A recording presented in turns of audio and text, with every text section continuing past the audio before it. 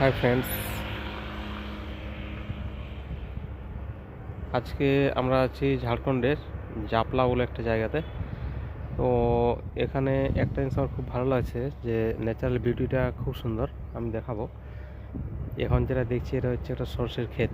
চাষবাসের জন্য যদি এখানে কথা বলি, খুব সুন্দর। নিজেরা জলসেচের ব্যবস্থা করে চাষবাস করছে।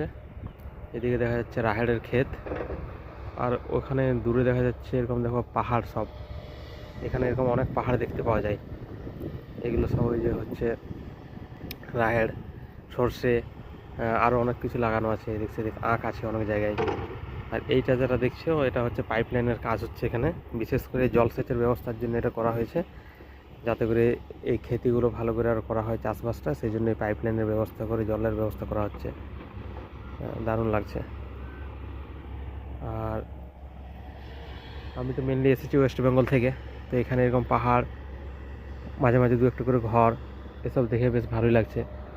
কিন্তু জায়গা অনেক ফাঁকা ফাঁকা ফাঁকা জায়গাগুলো, আর চওড়া চওড়া রোড চলে গেছে।